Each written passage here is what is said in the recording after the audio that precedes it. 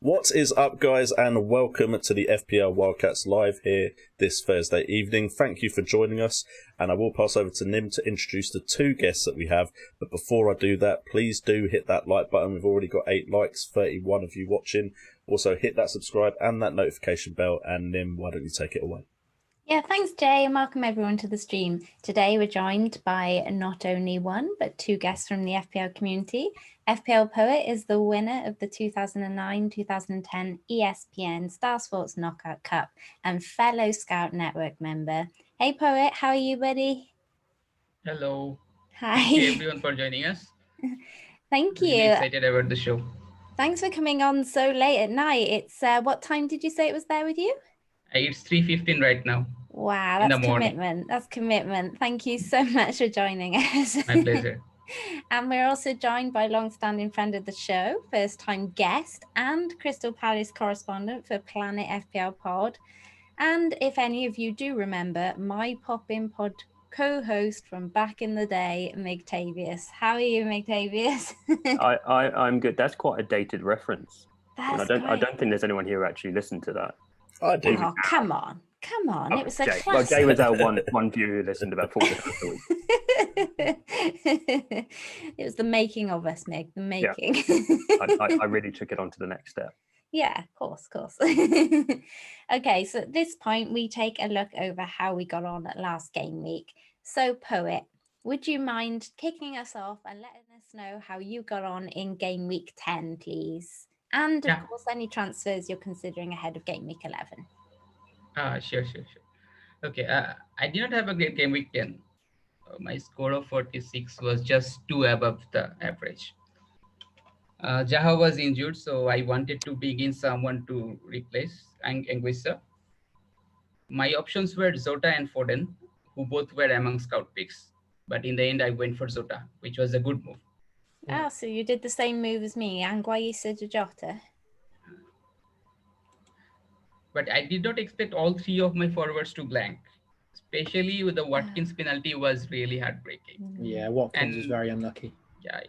And who would have thought Calvert-Lewin won't do something against Leeds at home? Yeah, who'd have thought that? My captain was Bruno, and thanks to his 20 points, my week was somewhat salvaged. Yeah. And so what are you thinking for this game week? I have already done a mistake. Since I had 5 midfielders and 3 regular forwards, I shipped Zaha out and brought in Anguissa to free some budget. Okay.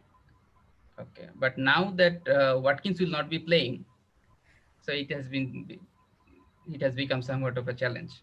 Yes, I suppose you've got Charlie Taylor there. I mean, that's not terrible backup. I mean, Charlie Taylor should play, and it's at home to Everton, which I know you've got Calvert-Lewin there, but it's a possible clean sheet. Let's see. Yeah. Well, maybe we'll give you some inspiration as the stream goes along to help. So, Mig, how did you get on in Game Week 10? Well, I've absolutely smashed it for the last couple of weeks, I have to say. Oh, look at you. I wildcarded during the international break, and I'm not afraid to say it. I think I got all of them right. I got 45 points this week. Absolutely smashed it. So this is sarcasm rather than reality. It's I don't subjective. like this. I'm the one that does sarcasm here. Oh, sorry. Of course you do. Got Martinez in. Obviously, he didn't do anything. Walker Peters, nothing. Shufal, sorry, nothing. Chilwell. Shufal, not Sufal. Shufal? I failed on that one. That right back guy. Yeah. Captain Vardy against Fulham was there the whole week. Didn't even think about it. Yeah. Got really nervous until the assist. Never celebrated assist more in my life. Yeah. The transfer I made this week, I was really debating because I had Barkley, who was a major doubt, and Zaha, who was out. So I was either going to do Barkley to someone 6 mil or less, or ship Zaha out and have someone 7 mil or less. So I ended up going for Zaha, and I went to Harvey Barnes, which again was really nervous, especially when he didn't start. But luckily, thankfully, he got that goal in the end. Yeah, that actually paid off. Decent move in the end. Especially when he came on, I was like, hopefully he can grab another 2 in the last minute or something, but it didn't work. But now that's kind of left me with a bit of a headache this week, because the easiest thing, what I should have done if I was a casual, then I should have just gone Barkley to Ward-Prowse, would have had the points there, and I would have had Zaha for this week, whereas I got Barkley, who's still a red, Watkins up front, who's not playing, and Martinez at the back. What's the latest on Zaha, mate? Is he going to be back for West Brom? Yeah, he should be. It was his 10 days for COVID for the big bad thing we're not allowed to mention. Yes, but he should be back in the game. I was talking. They asked on the Planet Pod that I was on yesterday, cheapy little plug, whether or not he'd be back, and I was like, it's Roy, it's Zaha. He's going to throw him straight back in. He's going to play 90 minutes. Yeah, they need the points. It's nice when managers and players are predictable. Yeah, you don't get that with Roy every is manager. anything. He's unpredictable. Just quickly then, Mig, if you did you say that Hodgson is predictable or unpredictable? Oh, he's very predictable. Okay, so in that case, I've got Van Aanholt. So if Zaha comes back into the team, will that affect Van Aanholt, do you think? No, it would just. I mean, he played Schlupp up front. He's just gonna drop Schlupp out and put Zaha straight back in with Eze on the left and PV at left back. Cool. I imagine there's not going to be any change. The game is going to be as exciting as it ever is. Thanks for that. Cool. Okay. So what are your transfers for this week, if any? Well, I've still got a red. I'm not going to do anything with Martinez. Probably it'd be a -4. I'm not going to cost -4 on a keeper. I've got Verips from Sheffield United as backup. You never know, he might come in. Could be a legend. So I think I'll probably just do what I should have done last week and get Barkley out, have Ward-Prowse, and then have maybe Saka on as first sub. Because at the moment, I've got Mitchell as first sub as my only playing one, and he's not playing. Okay. So I'll probably just do Barkley to Ward-Prowse for the free transfer and leave it at that until next week. Are you going to play Cancelo and just hope that he starts, even though it's unlikely? Yeah, fair enough. It's probably not. I mean, he played during the week, but it's almost certain he's not going to. But if you're not going to get rid, you might as well chance it, I think, at home to Fulham. Yeah. Okie dokie. Kurt, would you like to tell us how you got on, please, buddy? Not really. That bad? Shall we move on? Is that it? Yeah. There you go. That's it. Yeah. No, I will.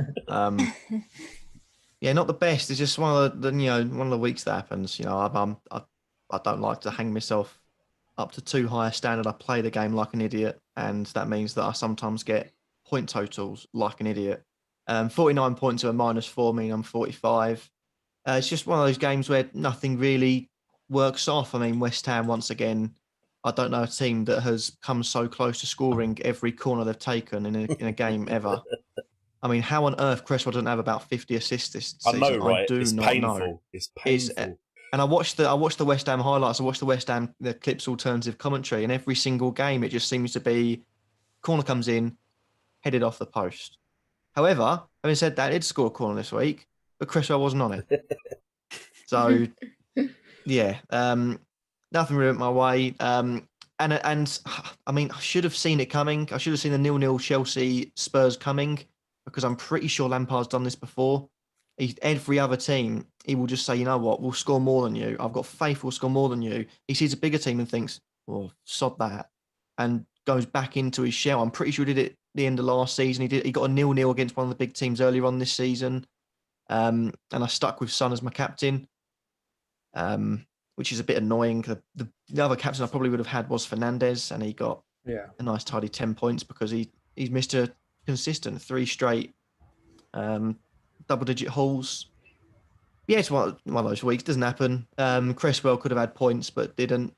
I probably shouldn't have captained Son, and Ollie Watkins could have had about 83 points, I think I counted in the end, and somehow managed to end himself up on 0. So I'm not the only one that goes through these sort of things, but bad week, move on, and try and panic a bit more. So no 69 this week then. No, you got the same total as an idiot, me. Oh. Us idiots stick together. Exactly. What's the plan with Villa players then, Kurt? You've got 2 of them there. I mean, you've got decent backup. You've got Aiden who will play. I mean, Well, that's the thing. Yeah. Oh, hold on. I maybe Brewster might just logged out of my FPL account apparently. Quitting the game, just gone. That's it. I've had enough. Yeah, so I've stuck Watkins and Grealish on the bench. With Kilman on the bench as well, I can have Ayling playing. I can have Brewster playing. Obviously I've got one transfer. I've never had more than 1 week where I've got a transfer banked, just because I'm constantly using -4s. But it's good enough to play. It's whether do I risk keeping them. I'm looking at Villa's fixtures. They're looking okay the next couple of weeks, but they're due a tough run. And even then, even things like Palace at home are probably games where they could just slip up. It's the sort of game where it could just be a ball draw 0-0. And they've got some tough games after that. So at the moment, I'm just sitting with them on the bench just because I don't really want to make a transfer yet. But I don't really know yet. It's a bit up in the air. Fair enough, mate. Cool. Okay. So, Jay, how did you get on, buddy? Okay, not too bad. It could have been better, but I suppose I can't really complain. I managed to get 61 points. I did take a hit, so it was 65 with the hit. What was the hit, mate? Sorry. So I brought in Kilman, and then Kilman didn't start. So he started pretty consistently. I thought, I've got Mitchell, you know what, just make the move now. And unfortunately, Kilman didn't start, so I brought in another cheap defender. Yeah, I wonder what's going on there. Yeah, I don't know. I can do some pretty good transfers this week if I could count on Kilman starting. Yeah, exactly. So I thought he was nailed on. It seemed like he was, and I was wrong. So it was a hit I didn't need to take. I did also bring in Vardy for Werner and captained him, so I celebrated the assist as well. Yeah. Although if I hadn't brought in Vardy, I would have probably captained Bruno or Kevin De Bruyne, and I'd have got the 10 points anyway from the captaincy of him, so I might have done better if I just hadn't taken the hit, because then I wouldn't have had Vardy as an option. So that was a bit disappointing, but overall, 61 points, I can't complain. All of my midfielders returned. Opponents, Grealish, Bruno Fernandes and Kevin De Bruyne. The strikers, other than Vardy, Calvert-Lewin and Bamford, I thought at least one of them would score in that game, and neither did. And Chilwell, Mr. Consistency, thank you, Frank, for those 8 points. And yeah, as far as Aston Villa goes, I'm probably going to keep the 3 I have. One is Steer, so it's not really an issue anyway. It would have been nice to have a playing bench keeper, but I don't. Martinez and Grealish I've got too much value in, and I reckon I've got money in the bank, about 4.4 million, I can change Burke to a lot of midfielders that will play and can take Grealish's place. So I think I'm still in an okay position, just won't have a playing goalkeeper. Okay. And are you considering any transfers? Are you keeping all your possible blanking players? Are you playing I'm most them? likely going to transfer out Burke, just because I've had enough of him not always starting. If he was starting, then I'd be like, okay, he can stay there. But I'm probably going to bring in Jota for Burke. Oh, no, he's got quite a bit of money in the bank. Yeah, then. exactly. Yeah, that makes about sense. 4.4 million, so I can get to a lot of players. I could bags. change Podence, but because of the Grealish thing, I think I'll keep Podence for another week and change Burke. So I've got Jota, Podence, De Bruyne, and Fernandes playing. What a goal by Podence, by the way. That little flick was lovely. It's genius. I know you guys didn't enjoy it, but I absolutely loved it. Oh no! I mean, even though I didn't get on him. It's I don't even think better I got when on he him does during nothing that whole moment, but he looked so good. It's he looks good. It's nice to see him. It's nice to see him actually finally returning something. Yes, it's so painful most of the time watching him. So when he does score, it's really something to celebrate. Yeah, agreed. Okay, Brett, buddy, how did you get on? Yeah, not bad. Again, sort of the epitome of my season, really. Nothing spectacular, but this time respectable, 58, it's 40 more than the average. So it did give me a healthy green arrow of about 400,000 places. So I'm up to 1.8 million now, still a long way from where I'd like to be, but it's a 400k green arrow, so I've got to feel fairly happy with that. Obviously, I wildcarded 2 game weeks back, and in that wildcard, I included Vardy specifically to captain him against Fulham. I wanted him for that fixture. I had kind of, thought about captaining De Bruyne, but I just hadn't seen enough from him or Man City. Even though it's at home to Burnley, I just thought there's not enough warranting that captaincy. And yeah, look, my one concern with Vardy was that his goal threat from open play had been quite poor recently. His big chances and goals coming from penalties. But it's still a positive. He's on penalties. He can get them, It just didn't happen. But yeah, an assist from Vardy for a captain is better than nothing, So that I'll take that. It's not blank. Yeah, the midfield, solid. Fernandes, De Bruyne and Grealish, all talismanic figures for their teams. All returned. Fernandes and De Bruyne, I just can't see them going anywhere in my team for a while now. Especially Fernandes, the way he's playing. Yeah, he's just not going anywhere. I like both of their fixtures for a while too. Frustrating week for Bamford again. So many chances against Everton for Leeds. Bamford had a lot of chances again. Maybe he hit the post or he was close. An offside goal as well. So yeah, close there. Van Aanholt, obviously I took a punt on him at 1% ownership. So he's like my real differential. And he was really close to a big haul on Friday night against Newcastle. I always fancy a clean sheet at home to Newcastle, and they were a couple of minutes from doing that. He was on full bonus points, almost scored as well, and he set up Benteke. But yeah, it wasn't to be for him. 1 pointer there. Cancelo was obviously frustrating. I fancied a clean sheet at home to Burnley for Man City. It felt like a nailed-on clean sheet.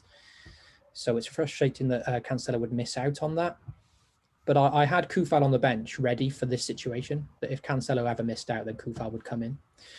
It's just annoying now that Cancelo will probably miss out with Fulham as well. So that's annoying. But yeah, 58 points. I'll take it. It's a green arrow. And I was going into next week in good shape. I've got 2 free transfers and I was happy with my squad.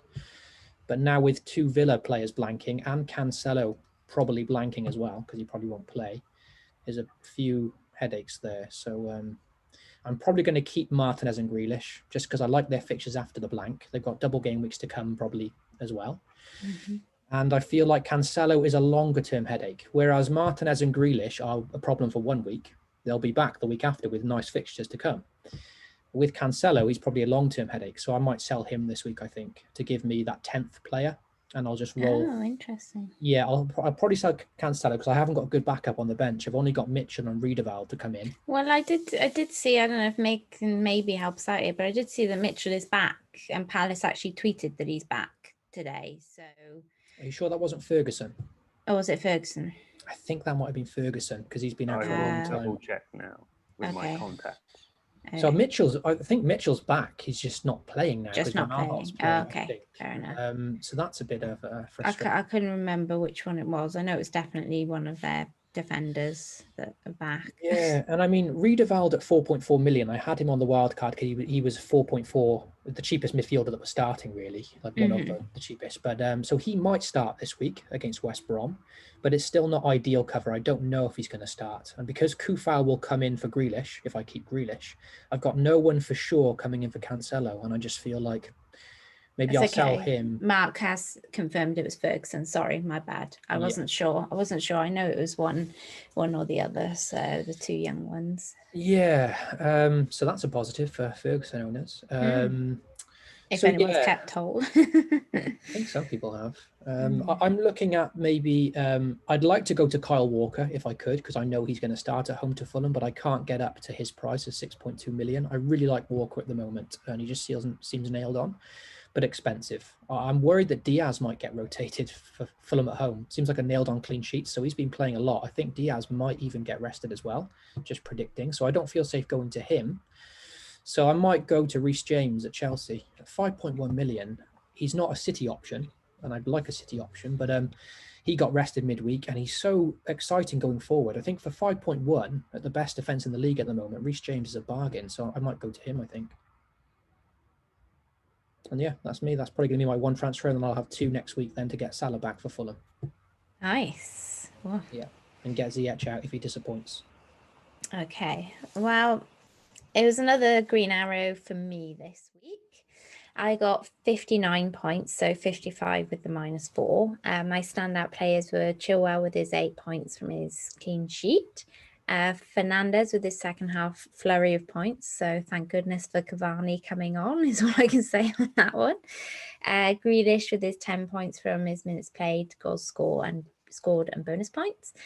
Jota was a new addition for me, moving my team from a 3-4-3 to a 5-man in midfield for the first time this season.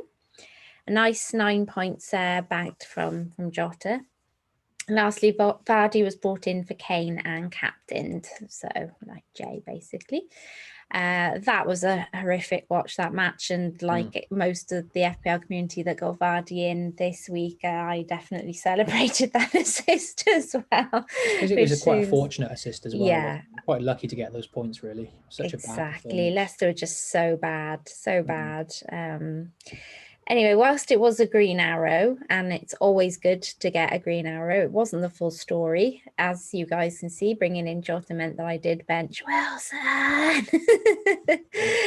So that was a nice big 12-pointer ouchie on my bench.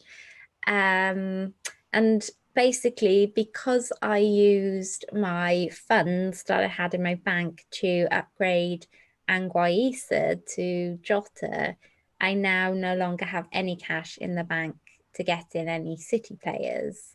So I'm in a right pickle, stuffed up big time on this one, you know, kind of put it all in my video. But yeah, feeling really unsure about what to do. So I can leave my team as it is and close my eyes and forget the City are even playing this weekend and hope for the best. So Derek on from Rebel FPL this afternoon, and he was saying, I know they're in the chat, that Leeds might not be quite so much of a pushover, maybe, as what Burnley were last week for City. So that would be a hope. Fulham. Sorry, Fulham. Yeah. God, I'm not doing very well tonight, am I? So yes, and I could also just do Ziyech to Mahrez, which I am considering. Obviously, yes, so it's Ziyech against Leeds, isn't it? He's that fixture. Chelsea still could get something there, and Ziyech still could get something. So it would just be a punty move, and again, I would then probably be linking myself into another move a bit further down the line, because I can't imagine Mahrez is somebody I'm going to want to keep long term just based on Pep roulette effectively.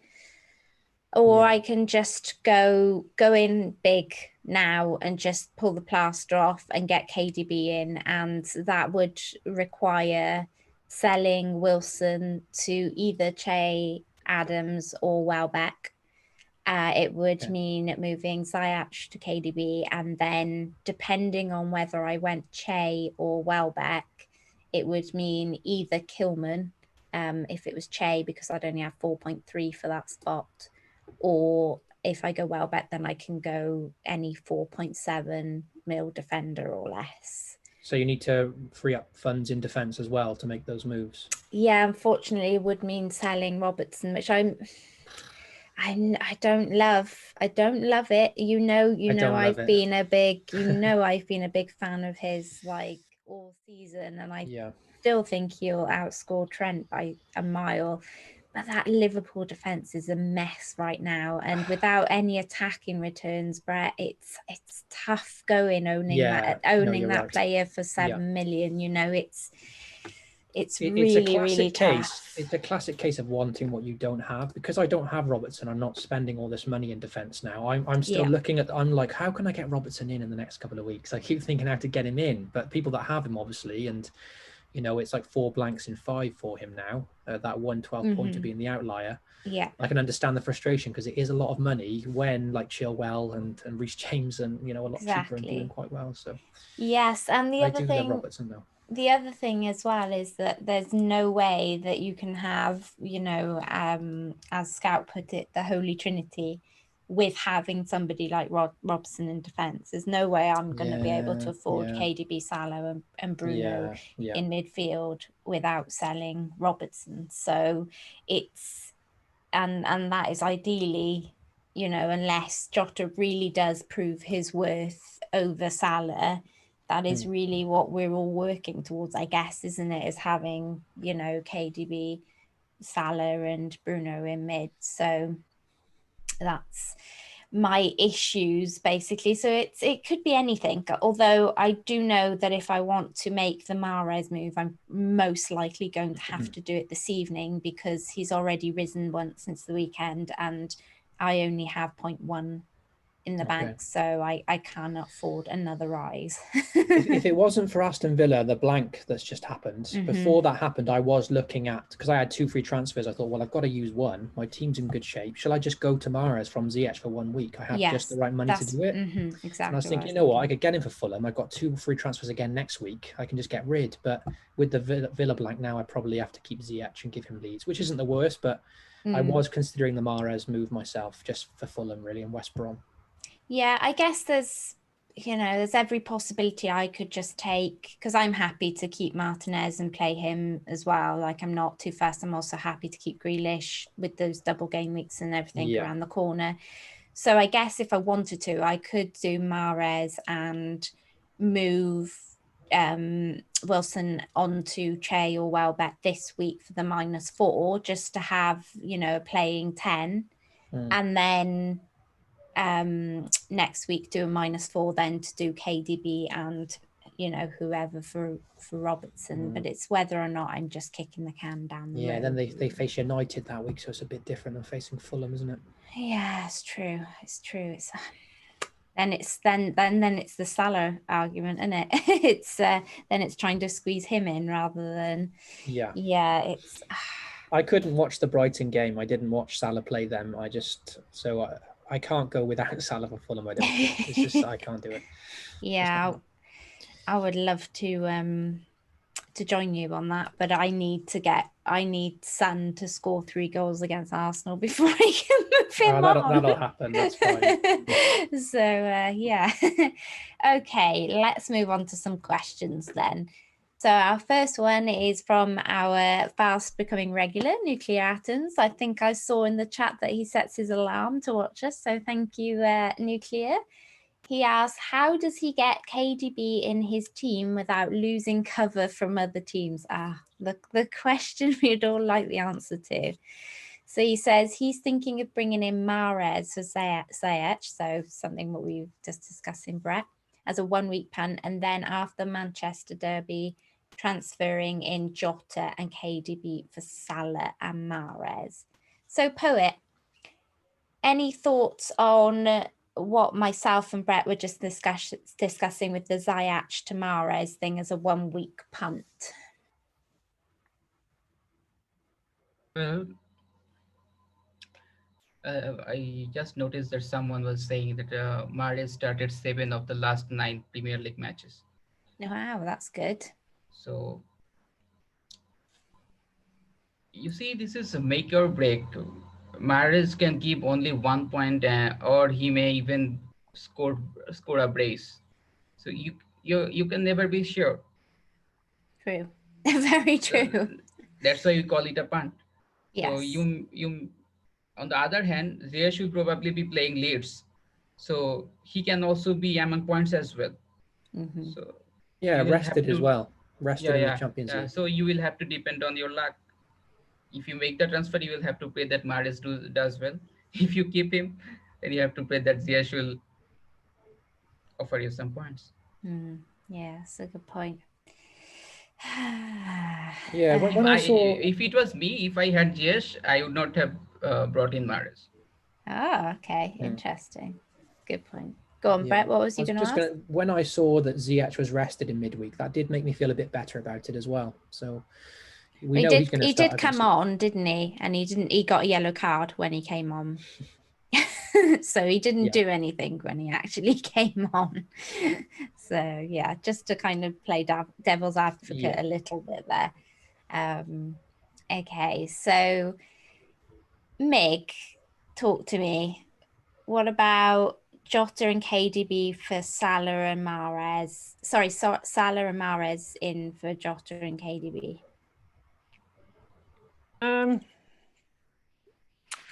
I mean, if you're chasing, I mean, I'm looking at his team now because it was in my notifications. I mean, it's not a bad team. His team looks solid. But he's got a lot of benching headaches, hasn't he? Yeah, I mean, luckily this week he can bench Grealish and Martinez, and it's fine. But I mean, I wouldn't touch that. But if you're chasing the Fulham fixture, I suppose. I don't have Salah. I actually don't have any Liverpool players whatsoever after selling Trent. Hey, Kurt, did you hear that? He's going saladless. I'm going Scouserless. Clever. Yeah, so I don't know. And you've not had them all season, Meg. I haven't. No, I don't think I've had any tackers. I've had Trent. Yeah, and you're on the same amount of points as Poet and Brett. That's interesting. Right. Or 1 point behind. Yeah, I'm just. No, checking. I just mean it's interesting that he hasn't had any Liverpool, and yet Just checking my sellers. No, I haven't sold any Liverpool players besides Trent. So yeah. Wow, that is interesting. I think I just looked on his Twitter. He's actually made the move for Mahrez. He's gone for it already. He's done it. He's gone Okay. Gone for it. Well, doesn't need our advice then. He set his alarm and everything, and he doesn't care. Does it matter? I wouldn't have done it myself. I mean, the issue is, like, you're making a transfer for a player that could score points from a player that could score points against Leeds. Because I think that Chelsea-Leeds game could definitely be like a high-scoring game. It depends completely how Frank sets up. And Leeds give a lot of space, and the likes of Werner are going to love the space behind Leeds' defence. And Ziyech is the type of player that can quite easily find him. So I'd only do it if I was that confident in City against Fulham and I had nothing else that I needed to fix. And I have a lot to fix, so... It is a luxury transfer. Yeah, it's a luxury transfer. It's a gamble. If it pays off, you're laughing. The whole of FPL Twitter is doing their nut trying to cope with endless amounts of Newcastle and Aston Villa play, and he's like, "Shall I sell Ziyech for Mahrez?" To be honest, if you've got that kind of decision to make, it means your team's in a pretty good place. Yeah, I feel looking at his team, even after making the move, it does feel like he had the chance for a luxury transfer because he's already, like, even with Martinez and Grealish blanking, he's got them both on the bench and he's got such a solid 11. Like, that team looks top draw, honestly. I really like that team. Oh, Mark says Mahrez is not rising tonight. I can hold you on that. Can I, Mark, if I don't make the move tonight? just making if sure. Not, you owe her a 0.1. Yeah, if not, I'm PayPal. coming round. I need you to pay up. Imagine you could do that. Just transfer over some cash. No. People be making bets on their I transfer know. value, team value. Just $1 yeah, giving like, I don't need this transfer this week. Give me this much for it. So he would still like to know the second part of the question. What, Salah So for Jota? after Manchester Derby, transfer in Jota and KDB for Salah and Mahrez. So what do you think on that, Kurt? No. No, No. you're saying stick with Salah. I don't say stick with many Liverpool players, but Salah's it's just a safe, comfortable option. It's a costly option, but it's safe and comfortable. And I take a lot of risks, so it's nice to keep a couple of safe and comfortable players in the team. Yeah, I guess it's that Mahrez one that he's probably... But there would be no harm, I guess, in going Salah and Jota, really, and having the double up, I guess. And Could he not go Mahrez down to... He's going to get rid of Mahrez anyway, so Mahrez down to Jota. yeah, that's what I was just saying. And then yeah. Son up to KDB, maybe. I don't know. Like, Has he got Son, has he? he has, yeah. And then you've got Ah. Salah, Fernandes, and De Bruyne that way. Nice. Was Nuclear the guy that asked if Jota can cover Salah last week? Is that who was asking? I think so, yeah. I think kind of so. ties into it because it sounds like he's hoping that Jota can Mm. cover for Salah for 6 million cheaper and then use the funds elsewhere, you know. So I can get it.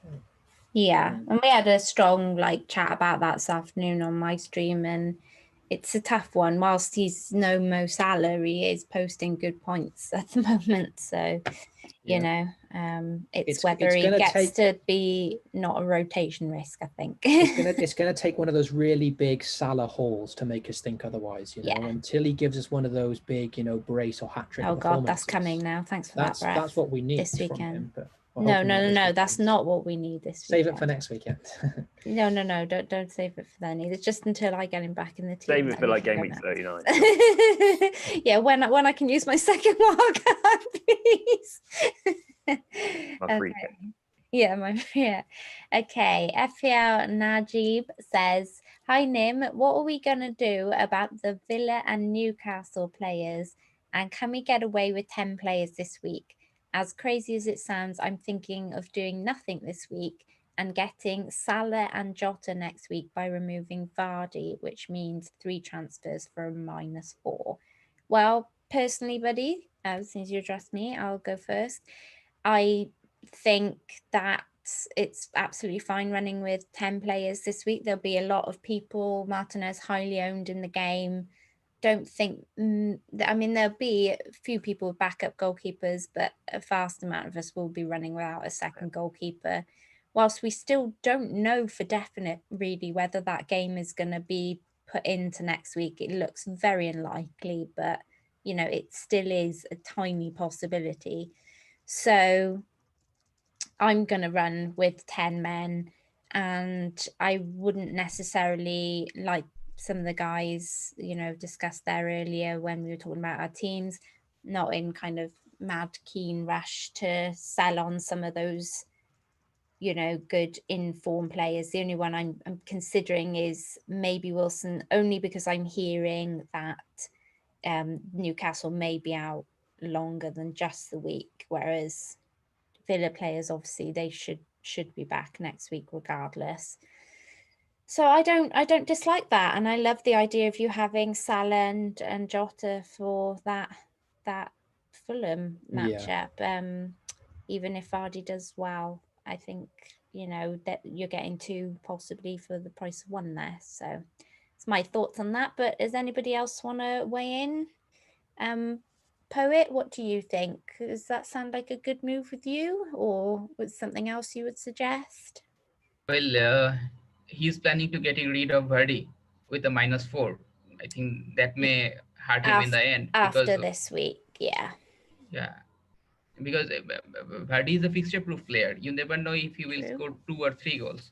Yeah. So what if he scores a brace and then this -4 may look like a bad bargain?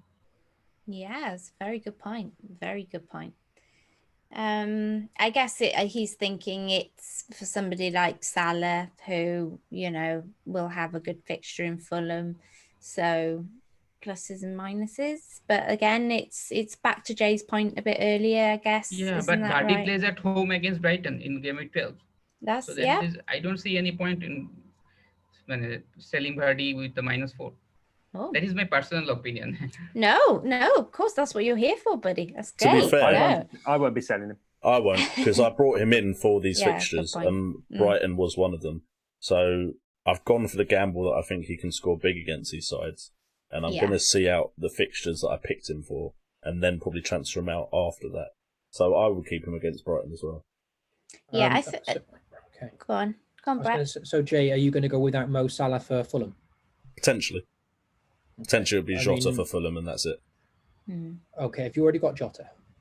He'd probably be my transfer this week, just so I've got a player that can play instead of Grealish. Yeah, sure. Oh, of course. No, you've got the money to upgrade, haven't you? Yeah. Yeah, fair enough. I suppose if you've got Jota, you can rest a little bit easier. Yeah, I mean, I still will be hiding behind the sofa, but yeah. Yeah, I mean, if I fancy Vardy to score against Sheffield United this week, and that does make selling him for Brighton harder then. But he is my only route to Salah, really. So yeah, I mean, if you're buying in Brett, then maybe everyone should stay Vardy. That's true.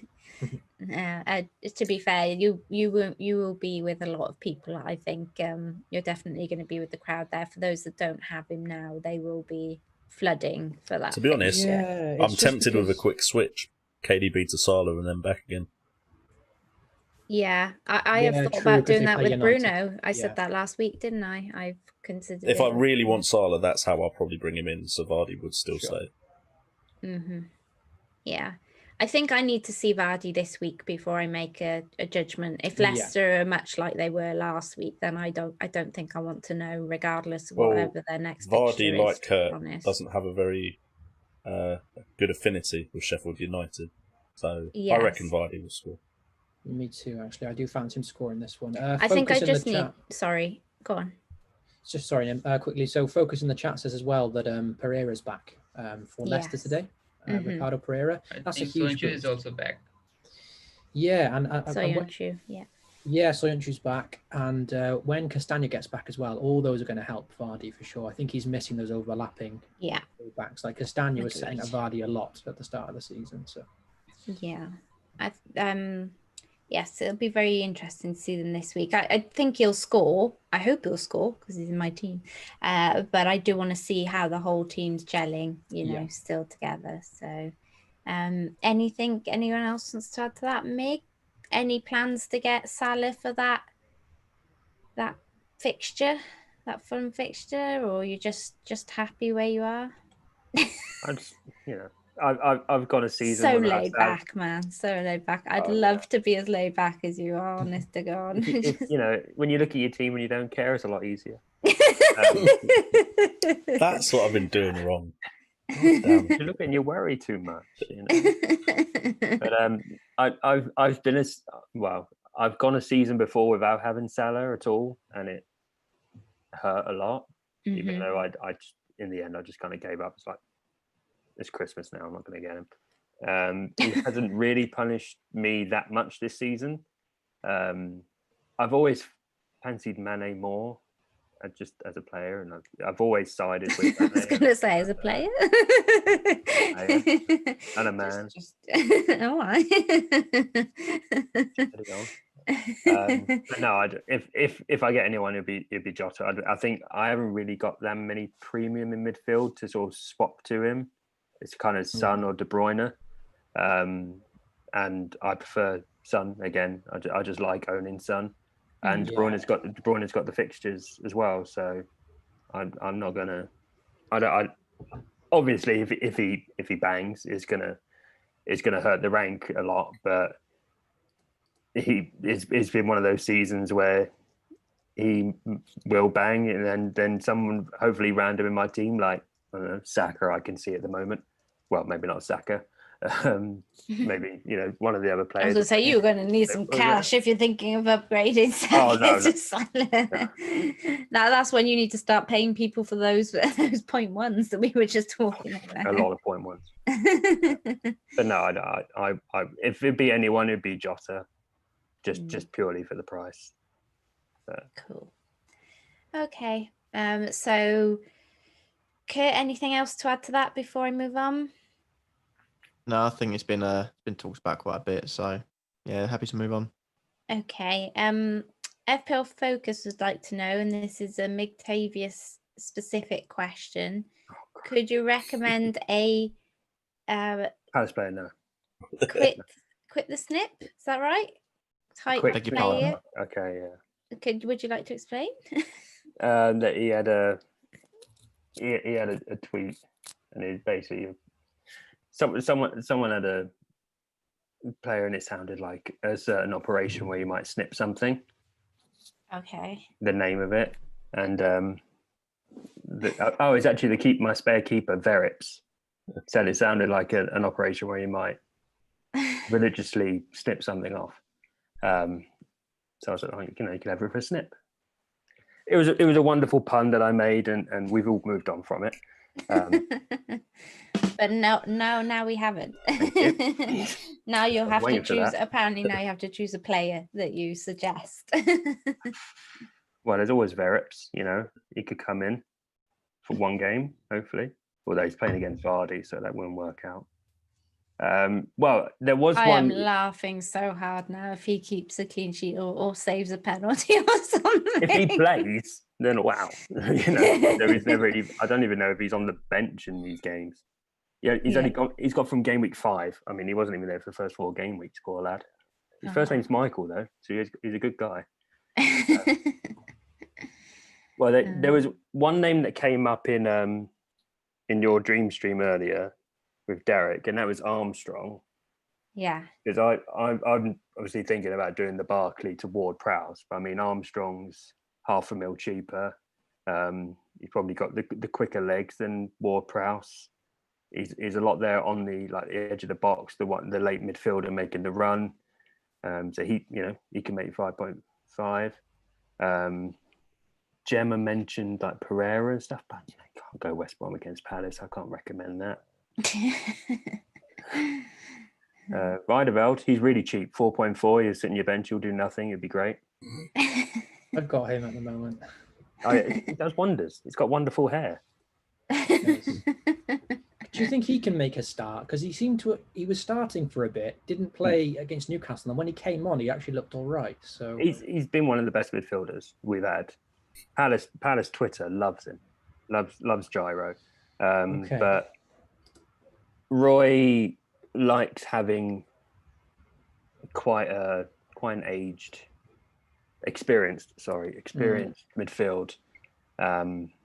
Normally more defensive sort of players. I mean, Gyro's more of a ball player, not a wonderful ball player, but I mean he can string some passes together. He can help the ball flow more, and Roy doesn't like that. He likes having a solid midfield, and then let the young ones at the front run around. But I'd like to see him start, and he would probably start alongside Kouyaté or MacArthur, I'd say. Yeah. Because if I don't make a transfer this week, look, Riedewald would probably come in automatically for me off the bench, look. So he's probably going to get 1 point off the bench in real life, and come off the bench for Palace against West Brom. If he could get a start, I'd probably take he's one of those ones he's not going to get you more than 2 points. No. Unless he goes down for a free kick or something like that. Yeah.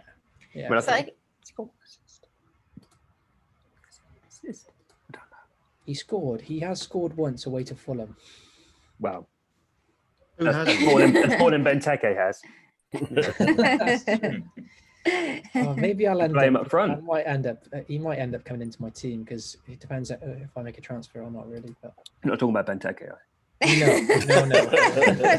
The fear on his face. Don't do that. Can you believe I've got a triple F on Palace? I've got a triple F at the moment. I got Van Arn. You two have been talking too much. I mean, he's done you right over there, Brett. He's seen that he was just a point behind you, and he was like, "Quick, get him on all the Palace players." Yeah. I'd have time, captain him. Maverick moves. So I guess what he's asking is differential players. So, Poet, are there any differential players that you'd that you'd put out there in the universe as possible options for people? For game week 11, it's not a differential, but I think since Manchester City will be playing at home against Fulham, Jesus may score 1 or 2 goals. Yeah, he was in my I think scout he's not article getting this that much week. of an attention because of the marriage hat trick. Mhm. But Yeah, true. he's very likely to score, and when on his day he may even score a hat trick. He scores 2 and gets a penalty, and KDB will hand the ball to him. Yeah, I made him as part of my scout article this week in my differential picks. So I think if the Newcastle thing might not have been an issue and Grealish was playing, then I would consider him for Wilson, and then dropping, Ziyech right down to back down to a cheapie so that I could just have the cash around. And that was an option at one point, because I said it this afternoon in my stream, he is under the radar at the moment. Last 3 game weeks he's posting stats like some of the Kane, Vardy, that sort of stuff. So 2% ownership. 2%. Oh, wouldn't you just love that? At home to Fulham. Wow. I know. That is crazy. He looks so good. Long term, obviously, I wouldn't necessarily suggest it, although I think Aguero is out now for some time, so it could be a possibility. And Pep's making it sound like as long as players are doing well, then they get to play, and Jesus has done well in the league. So you got me thinking about Vardy to Jesus now. I've considered it myself, I'm not going to lie, especially after last week. But yeah, given Leicester some of the poor. people that Leicester Brett, you don't have a luxury transfer to spend. I don't, mate. I don't. Stop thinking about this. If it wasn't for this bloody blank game week, honestly.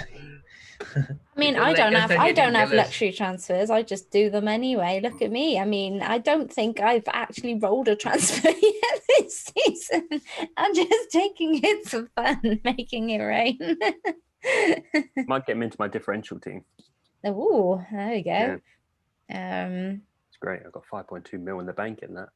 Oh, lovely. Well, he's a differential, all right. Yeah. Kurt, I haven't got 2 teams. Any differentials? I'm not sure what his ownership would be, and I don't think he'd be an option this week. But I'm tempted by Ricardo Pereira, because I'm assuming he'd come straight back into the defence, and he makes Leicester a better team. If they play 5 at the back, he would go right wing back, and he's a man that's played in right back before, played in right wing back before, played in right wing before, played a couple of games centre forwards before he joined Leicester. He'd be one I'd look at potentially. The only problem is that he's still priced quite high at 5.9, owned by 0.1%. But I mean, that's not a bad player to bring in if Leicester start defending well. He gets a couple of assists. All of a sudden, it's an absolute wonder strike. That's what I'd look for anyway. Cool. Jay, any differential peeps? Well, it was already mentioned in the chat, so I can't take full credit for it now, but I would have if they hadn't opened their mouths. So thanks, Rebel, for bringing him up. And who else brought him up? But it's Rafinha, Mark O'Leary as well. At Leeds, 5.4 million. I think his ownership's 0.3%. So I just really like the look of him. It's not much data to go off of, but I think he added something. I think he'll be a starter. It's a gamble. He will be now, guess. I think. But I think his performance showed enough where I think he really improves that side. I would also is he a forward or is he a midfielder? Midfielder. I also think Harrison's worth a shout as well. His numbers are still decent for the price he's at, but I just really like the look of Rafinha. And Antonio, when he comes back into that West Ham side, I think he's around 2% ownership as well. It's that going off a half time that's going to worry people with Antonio, isn't it, after last week? Yeah, but he's just come back, hasn't he? So it's just going to take some time. I wouldn't necessarily say you need to be rushing him in, but he's someone I'm definitely keeping an eye on. Cool. Brett? Yeah, I saw him getting mentioned in the chat too, and I would agree with Jay. Obviously, away to Chelsea this week, so not a great week to have him. And it's very hard to fit midfielders in from here. I'm so focused on getting the Holy Trinity, as everyone seems to be calling it. And then with Grealish, it's very hard to get, the fifth player in there. And I've got 3 forwards at the moment. But from game week 12 onwards, Leeds fixtures get really nice. A lot of home fixtures there. I haven't got them on my screen at the moment, but there's some really nice games coming up.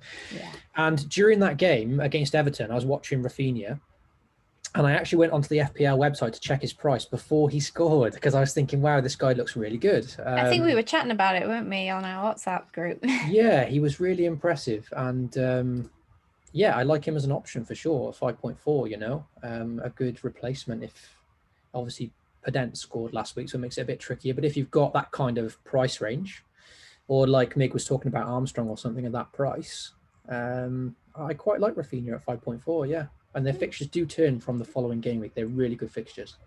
Interesting. Cool. Well, I should really, unless I'm going to just start playing 5 midfield all the time, I really have to drop one of my players down to somebody fairly cheap. So he could be a possible option. Okay, General G, Glenn Kitely, everything Arsenal, another regular and friend of the show. He currently owns Grealish, Target, Lewis and Wilson, plus the possibility of Kane missing out. Kane's not going to miss out, don't worry, buddy. Although we should be worried as Arsenal fans. 4 blanks, is it? Plus Kane. Yeah, so 5 possible. 5 possible. 5 possible. He says, should he play his free hit? So, Poet, would you play your free hit with 5 players or 4 definite, 5 possible players out? I think I will. If I have only 5 players playing instead of, so even 9 would have been acceptable. But these are the times we should play that free hit chip. So I think I would have played it. Okay, cool. Brett, what are your thoughts? I can understand why. I'd probably be in the same thinking, but my instinct would be to try and hold it. I'd still try and hold it. Just. I love how you actually try and hold yourself. Well, yeah, that's weird, isn't it? Psychological, is that, Brett? And that wasn't like a deliberate thing, that. There must be a name for that in psychology. Sorry for pointing that out. I just noticed it as soon as you said it. Yeah, that's so weird. That was subconscious. There must be a word for that. Like when you do the action of the word, Yeah. I would still want to try and hold it, I think, because there's still so much uncertainty. Look, if it was like, I don't know, Man City and Liverpool blanking, then I could maybe understand it. But look, I haven't seen his team. I'm guessing he hasn't got 2 free transfers, because he'd probably use those if he was really in trouble. So he probably only got 1. Depends what backup he's got, I think I think you can still, if you're in a bad position, you've got 4 players blanking, you can still take a hit there, and it's a -2 in effect, because you're not going to get points. So it's less than a hit in some ways. I don't mind playing the free hit, and you can pick whoever you want for the game week. That's great, But if it was me, I'd still try and hold it for what's to come in the future with double game weeks and that kind of thing. That's just my instinct, but it's not a wrong move to play it for sure, especially if you're not feeling confident with your team and you've only got 7 players playing. Yeah, I'm just interested. I know we've kind of covered the question for general, but Kurt, if you had 4 players out, possible 5, how would you do it? Would you play your free hit? In a generic response, yeah, I think there's 2 ways of playing a free hit. It's A, to get rid of players that you want to keep in the long term, but you don't really want to play this week for the 1 week. So, for example, if I had 3, let's say 3 Leeds players and 3, I don't know, like Brett, somehow I end up 3 Palace players and they're playing away against 2 of the best teams in the division. You don't really want to be having those 6 players and thinking, I've only benched 3 of them and I still don't want to play the other 3. I also question the decision making. How on earth you've ended up with Lewis at the back, who's got 20 points for the entire season and hasn't You know, he subbed on. I think he played 21 minutes once. Has played 90 minutes every other game. Got 2 clean sheets. One against the dismal Palace without Wilfried Zaha, which probably wouldn't have happened if they had Wilfried Zaha. And the other time against West Ham, who didn't even know their best system yet. I mean, I would question that. I mean, that's a shocking transfer. And if you kept him on for a long time, then goodness me, I don't know what's gone through your brain.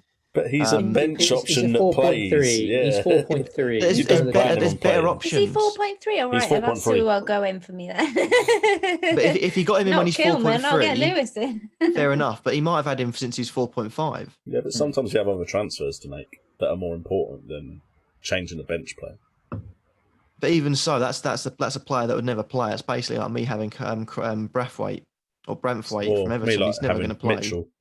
Yeah, and then Jay's just got slated in the chat earlier on for doing a -4 to get him out. Yet you're saying that General G should do that. Oh no, I didn't slate him. No, I've taken hits. I've taken almost hits every single week. I mean, I'm the one that if I had ended up that situation, I'd probably look at the players I've got. Lewis needs to go. Newcastle are shocking at the back. Steve Bruce is a dinosaur. Wilson could still score, and to be fair, is quite a good option whilst he's still fit.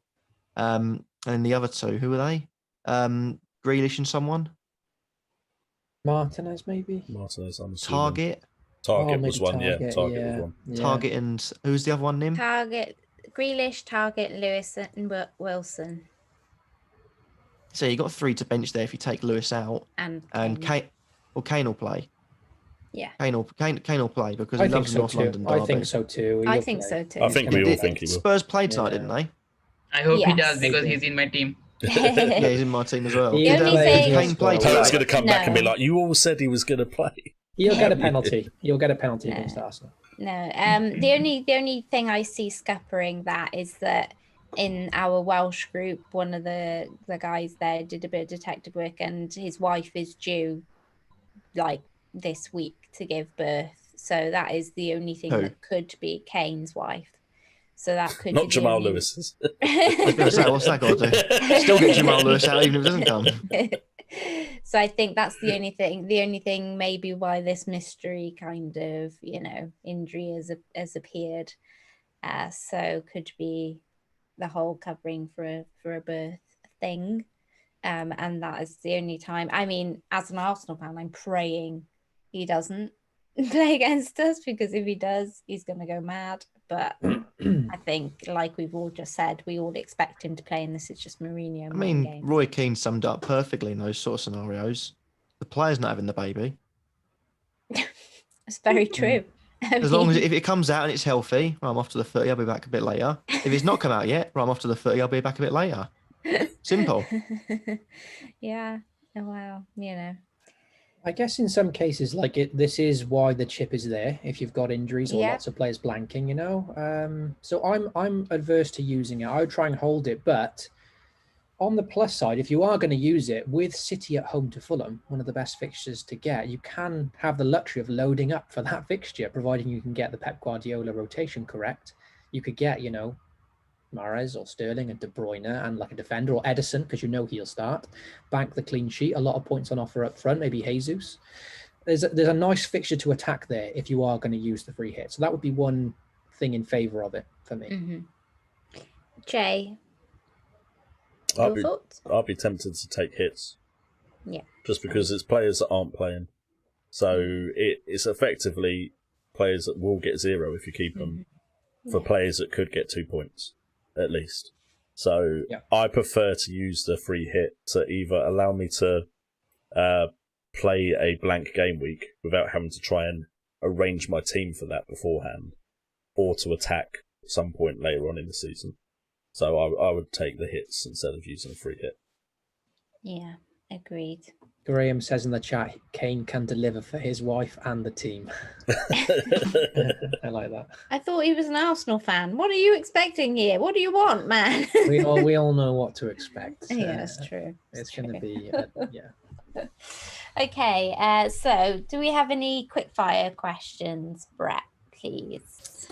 Sure. So really active in the chat, but not loads of questions, but we have got a couple. Thank you. So should I just kind of run through them and Yep. just Do throw as them you out? normally do. Yeah. Okay. Because we got a bit less, I'll give us 60 seconds on these rather than 45. So 1 second. No worries. No worries. Right then. So Meg, I'll start with you. This is interesting. Okay, so Rebel FPL wants to know. Here's one for you guys. He's got Sterling, Torres, and Foden. He says, don't ask. What should he do? He's got quite a load up on City players there. Sterling, Torres, Foden. He's already got Vardy as well, by the way. Just to point that out. That's what he said. What would you do if you had those three? I mean... Ray? Well... Torres start the last game? He did, I think. He did, yeah. Didn't he? I don't know about the midweek game though. I think it was. I think it's Derek rather than Ray, but yeah. Yeah. Foden's been a bit of a benching problem for quite a few weeks now. It's like 5 games or something that he's been benched. I mean, it's that sort of thing where he's going to be benched. He'll probably end up coming on. It's against Fulham possibly, but I probably would have dropped Foden by now. I mean, I won't ask because he said not to ask, but I'll drop Foden to someone like Ward-Prowse or Neto, maybe, just to spread the get off the risk a little bit. It depends what his team is as well. If he's got 2 free transfers, then he can maybe drop that down to an Anguissa or Basuma probably, and then up to Jesus.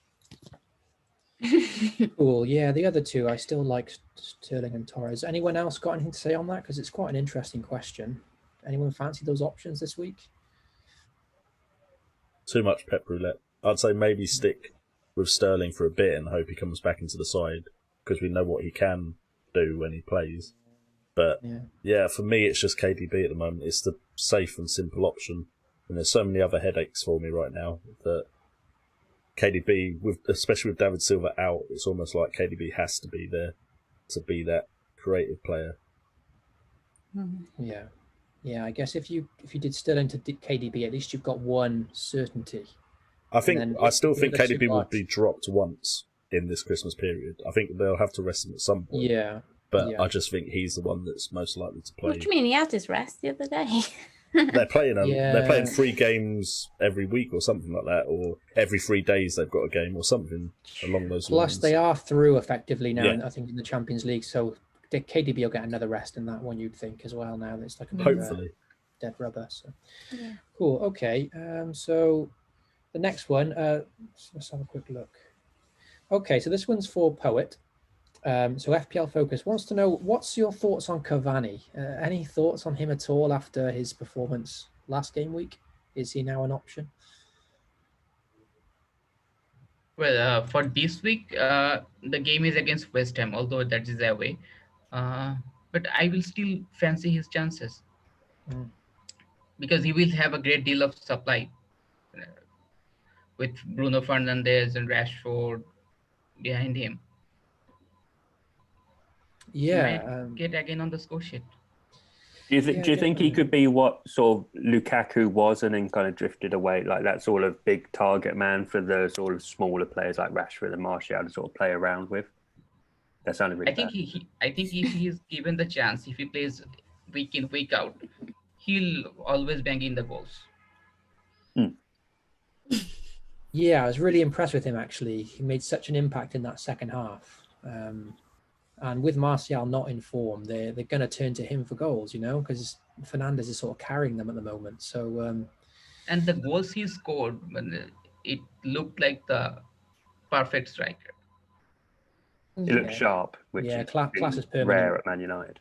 It's just that possible ban, isn't it? Possible ban, and it's Solskjaer. And no offence, I don't put him up there as the greatest tactical manager, my own opinion. So it wouldn't surprise me if he doesn't play him. Yeah, I think he started in midweek as well, didn't he? And he's no spring chicken. So and he's just coming, but he's coming back to full keep fitness. yourself. But Ibra wasn't, and Ibra came in and did great for Man United. So he's got the players around him that I think Cavani could. And Teke. But I do love Cavani. I do love him though. If I thought He's an he was old an school elder, striker. yeah, and I think that's what they're missing. He stays in the box. He finishes the ball. That's what you need. And you've got the Well, flash players with around you. You've got Fernandes pace there. around him. You've got creativity around him. Fernandes will just look up, see him in the box, and go, "Okay, there's my target." Yeah, I mean, I he's said been good this over to the you last few guys in years, but he's WhatsApp, lived didn't in I? people's No, don't shadows. remember that at all, Nim. Sorry. Come on, I can get these messages, man, and clip them. I've got a Cavani shirt on right now. Yeah, it says Cavani on the back here. What were you going to say, Kurt? It's sort of a player that hasn't really been talked about too much around the world's best strikers because he's lived on different players' shadows wherever he's been, whether it's been Ibrahimovic, Mbappe, anyone else. But he's now got a chance where he could become that main number 9. Rashford, Martial, Greenwood, Fernandes, Pogba, all around him. All of a sudden, you give him that sort of service, that sort of support, and he tore it up against Southampton.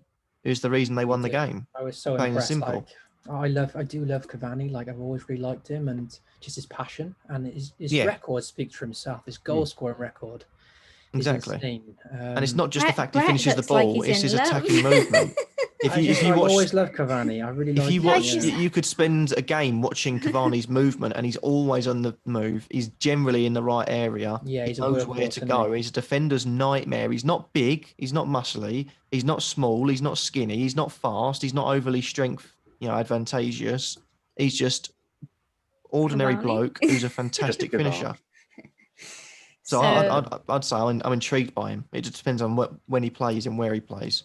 For a striker of that quality, like world-class quality, at 8 million, it is a bit of a bargain, really, if he can get scoring, like he did over the weekend. And Calvert-Lewin's not far off that price now. So if I'm looking to get off Calvert-Lewin, I'm not ruling out a move for Cavani, to be honest. Please give us back Calvert-Lewin. I remember those good days. Yeah, talking like it's been years since he's scored. It feels like it. I had him for the 13-pointer. I didn't break him. He literally got 13 points, then blanked. Like, oh God, where's our Calvert-Lewin gone? Yeah, good old days. Calvert. No, but I love that. I love how I have Aguero and Brett now clearly has Cavani. So Yeah, I'm not ruling it out. Not yet for me, because I'm going to give Calvert-Lewin Burnley at least. But yeah, I do like Cavani. He's on my watch list for sure. Yeah, well, it definitely changed the game when he came on for sure, and definitely gave Bruno something to aim around. So he's class. And from Gameweek 13 onwards, he has a fantastic fixture. Yeah, that could be the time, maybe. Yeah, good stuff. All right. So last question then. I know that wasn't really quick fire, but we got... No, it's all good. It's all good, buddy. Okay, so it's a little bit linked to the other one, the other question, but I'll throw this to Kurt first then. So Evan Fay says, what would you do if you were a Sterling owner? So it's not as quite the same situation as Rebel because he's got 3, Torres, Foden, Sterling, but this Evan's got just Sterling. What would you do if you had Sterling at home to Fulham now? Oh, I'd keep him. He's Raheem Sterling at the end of the day. I mean, it's hard to say against anyone that you should transfer him out ahead of Fulham. So my personal instinct is I'd keep him. Jay, what do you think? If you had Sterling now, what would you do? I think you'd really need to have nothing else to spend your transfer on to take the risk of like. No, but I'm saying if you would like to go to KDB because you still like that fixture, I think you'd have no other areas of your team you'd need to fix. I would keep Sterling. If he plays, there's a good chance he could do something against Fulham. It's the sort of thing where Sterling's the kind of player that's going to punish tired legs if he comes on. But it's coming on with enough minutes. If he comes on with half an hour left, then it's looking a bit rosy. But if he comes on, he's got 5 minutes because he wants to take De Bruyne off because he's looking a little bit tired or something. Then you're kind of like that. It's one of those ones where you're going to take a risk on him. Hopefully, he would start. I mean, he started midweek, but he's young enough to start 2 games in a week, I'd probably stick with him. I think he's in my differential team. It's frustrating for people that have him because, like, if you've held him this long and then you've got to sell him before Fulham, like, really, it's if I didn't have KDB and I had Sterling and no other fires, I would be so tempted to switch to KDB just for that security. For the security. That's the only reason, not because you think if they both start, Sterling could easily outscore De Bruyne. Agreed. It's just the question, does he start? And it's like, we don't know. Exactly that. Oh, yeah, I'm glad I'm not in that position, to be honest. I feel for you, mate. Yeah, it's not an easy one, that one. No. Yeah. Okay. Cool. All right, then. Let's head on over to the Jeppers Corner question this week. It was still sticking with the BJKN questions, but as we have guests this week, they'll have to answer the question also with a B, a J, a K, or an N, and they won't get any points as it's for us. But this is my rule. Speak to Jeffers. But whoever you guys choose, the Wildcat will get the 2 points for you choosing it. So I'll start with Nim. Why am I starting? I heard Nim say Nim then. Did anyone else hear I Nim heard Nim say Nim. I was actually going to say I'll start by telling you the question, but if you don't want to know that, just say your answer, and then we can say the answer and see if the chat can figure out the question. Yeah, exactly. What's the question? Okay, so the question is best footballer ever by surname. And by best at Austin 66 UK means the player we think is best, not our favourite. UK there, Brett? I had an answer. I didn't know it was surname. Oh no! I had both. I've prepared a few for both because I wasn't sure if it was surname or first name. Somebody picked Charlton, didn't they? Somebody just said Kurt then. I was like, is it first name or second name? So I picked two. Okay. So I have got someone whose first name and second name also starts with the same thing. Oh, there we go. Cool. So we're all on it except me, clearly.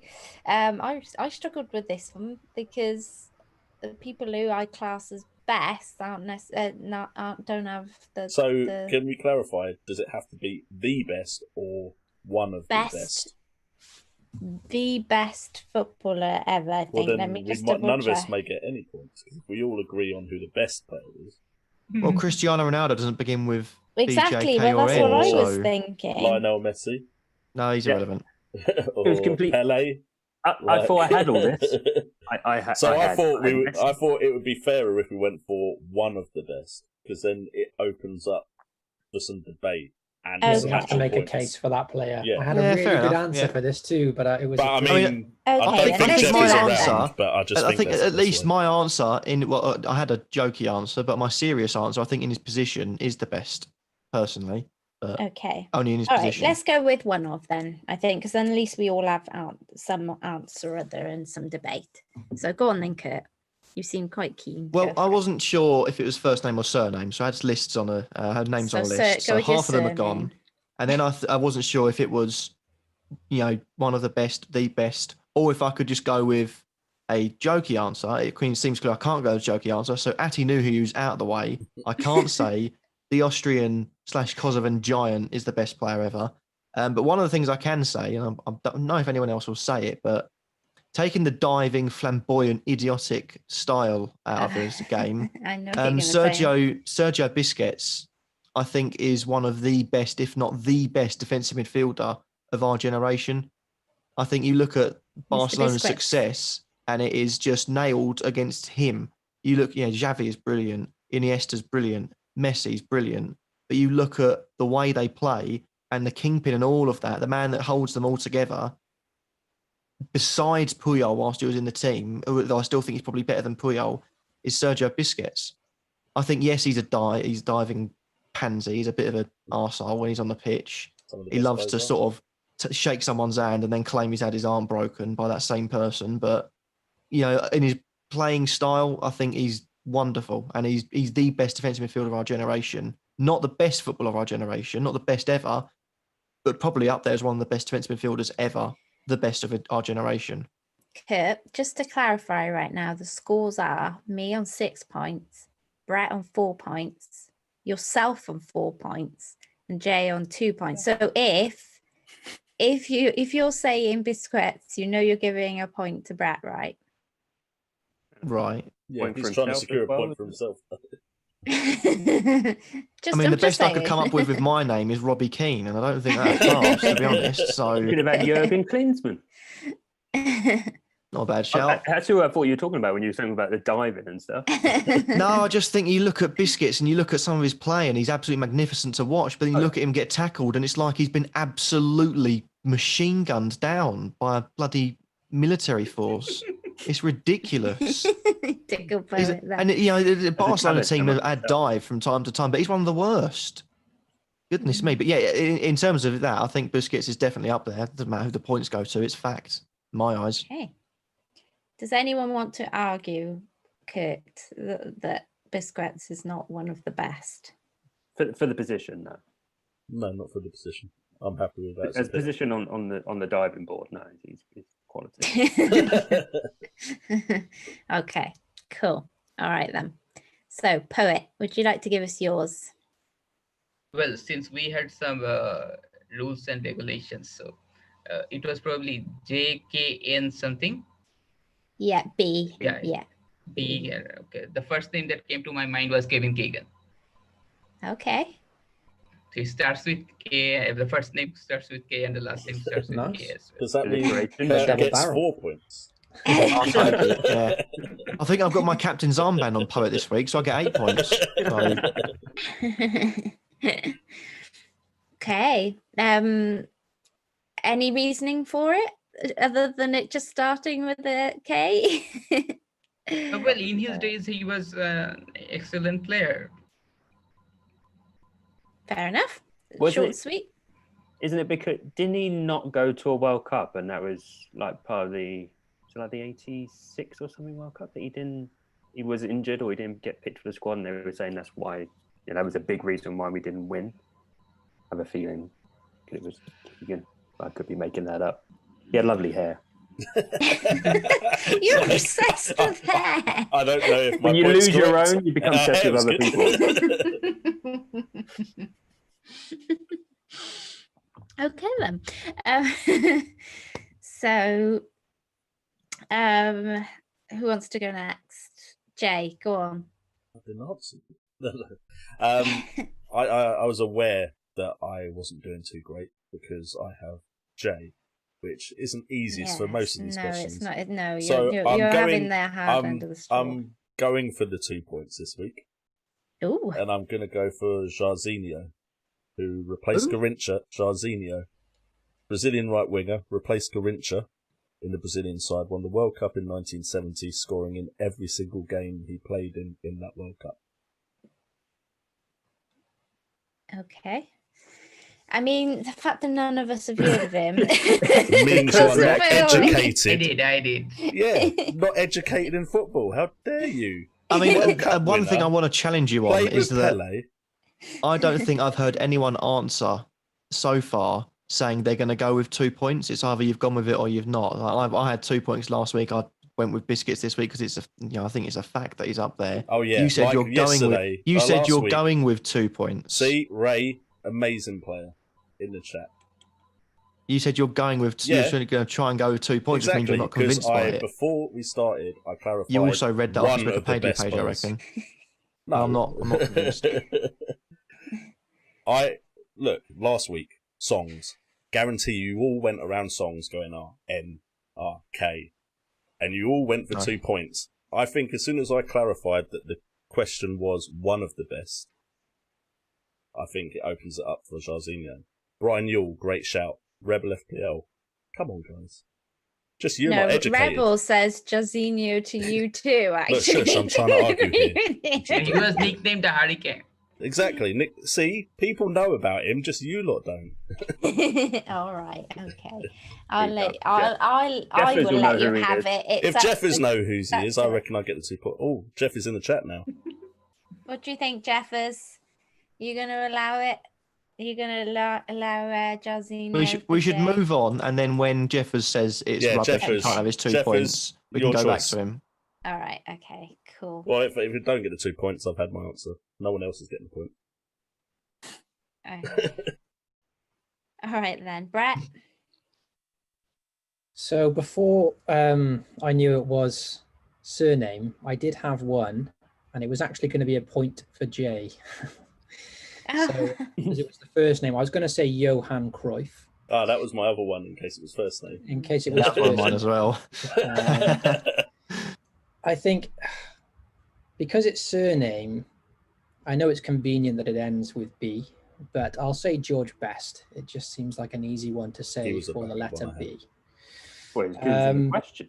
And yeah, he's just, I think he's, highly regarded as one of the best ever players. I know it's hard to compare with the 60s and 70s to our generation now, but at the time, he's such an icon.